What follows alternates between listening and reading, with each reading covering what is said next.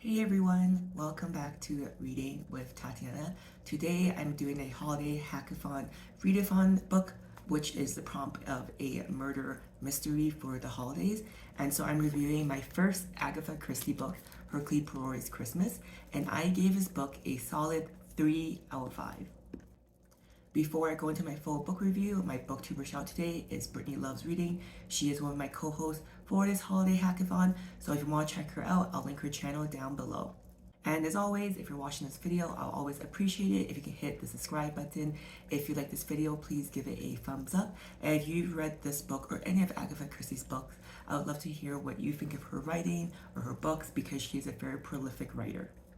This is probably one of the older books I've read. It was published in 1939, and the genre of it is a mystery, and I would say specifically kind of like a whodunit murder mystery.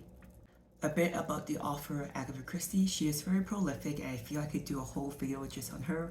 So I just had to kind of pick the highlights for things that kind of stuck out to me. So she was born and she died in the UK. She's obviously no longer with us. She was alive from the ages of 1890 to 1976.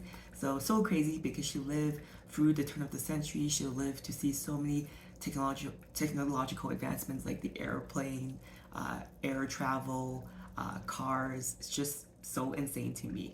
She's most well known for her detective novels, and she's written 66 detective novels and 14 short stories. She has two main characters, one of them being Hercule Poirot. So I think this one, it was like number 18 or something. So there's like a collection of books about Hercule Poirot's and I guess his murder mysteries. He's a detective, so I assume that each book is him just solving different cases. And Miss Marple, I'm not too familiar what her character is, but I'm assuming she's like the female counterpart of Hercule. I do want to shout out Bandana Book Mom if she's watching this video that Agatha Christie's most prominent book is Then There Were None, with over 100 million copies sold, and is one of the top selling books of all time, not just of Agatha Christie's career. So one day I'll read that book. I swear it's on my to be read. As this is my first Agatha Christie's book and she's been around for decades, it's probably no surprise that lots of her novels have been adapted to movies and films and TV shows and other adaptations. And so for me reading this book, not to spoil my review too much, like it was nothing like jaw-dropping for me, but I like to think if I read this back in the day when it came in 1939, it'd be very new and very novel. But I think because I've seen this type of like plot done so many times and remade so many times and adapted so many times, that like I think if you have read her books or if you're planning to, you will see a lot of her I guess call to her books, which I think is really cool because she obviously has had a lasting impact. And of course, I don't want to just talk about her works. I want to share some personal tidbits about her. So one quote from her at the time, which maybe have changed later in her life, is her chief dislikes are crowds, loud noises, gramophones, and cinemas. She dislikes the taste of alcohol and does not like smoking. She does like the sun, the sea, the flowers, traveling, strange foods, sports, concerts, theaters, pianos, and doing embroidery. I don't know, she sounds like my type of lady, to be honest. The premise of the story, so basically we meet Simeon or Simon, I'm not sure how you say it, it's pronounced or spelled Simeon, and his name is Simon Simone Lee, and he is the patriarch of the house, and he's kind of an invalid. His wife died several years ago, and he's kind of known to be kind of abusive towards the wife, and also had lots of other women, and he has, I believe, 4 children, and one of them, Alfred, is still in the house and lives there with his wife, Lydia, and he has 3 other sons, George, Henry, and David. And George and David are married to their wives, and George is like a member of parliament and married to a quite younger woman. David's married to just a woman, Hilda. I don't remember what their story was. And Henry is like, he's single, he's just living the traveler life. He would ask his father for money every so often. And I lied, there's one more kid. There is a daughter who had died, but she has a daughter with a Spanish man who is called Pilar, and she also comes back to the house. So basically what happens is Simone or Simon, who's in his old age now, he calls for everyone to come back during Christmas to spend time together because he has an announcement to make. And as I said earlier, this is a classic murder mystery.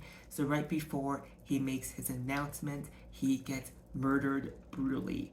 and basically it becomes a case of they calling the police department and also Hercule Poirot, our detective, to come and solve who killed Simone, because basically it had to be someone in the house, because based on how he was murdered, it couldn't have been anyone else. So that's basically the premise of the book, and it's kind of fun.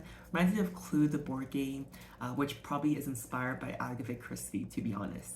Common themes in this book for me that stuck out to me is money divides a family, because they were talking about the will and how he could have been changing it, and now that he's dead, how should they split the money. You know, personally for me, I've seen money divide my family and just what happens. Number two in this book is because it's a murder mystery, as Hercule is interviewing every family member and even the servants, we find that everyone has secrets, and that's something I think is very real in our real lives as well.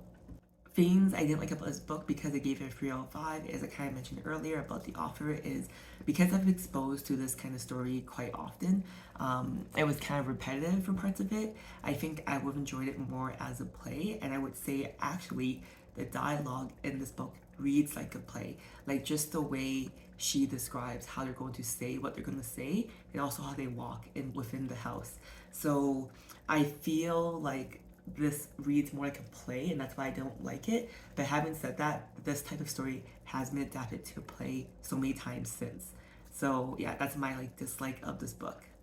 What I did like about this book is I love any book that's an ensemble of cast. It is quite a short book, and I think it's very impressive when an author introduces many characters, but still able to have time to develop or at least carve out each unique character.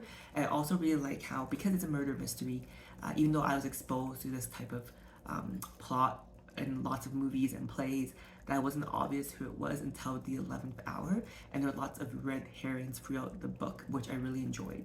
On Goodreads, this book got an average of 3.98 out of 5. I think that's very accurate.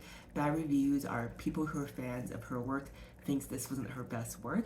She disappointed that even though it's called Hercule Poirot's Christmas, that there wasn't a lot of Christmas or holiday festivities in the book aside from it being set during the Christmas period.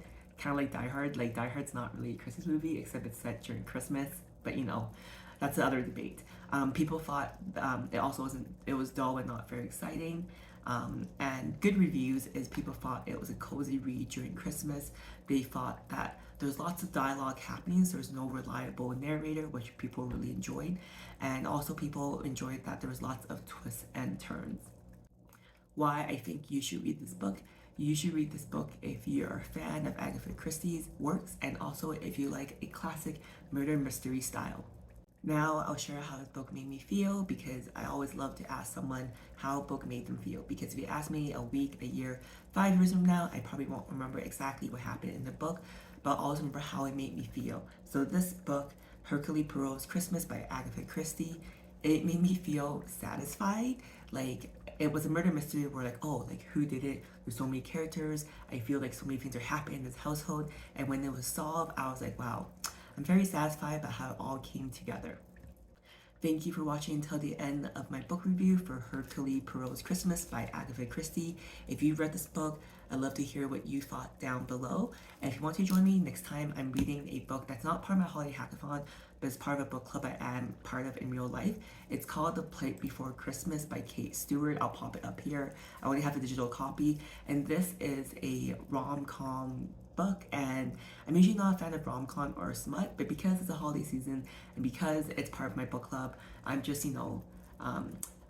what's the word? Disassociating myself from my pure self and just enjoying the book as entertainment. So if you want to join me next time, that will be my next book review. And again, thank you for watching. Bye.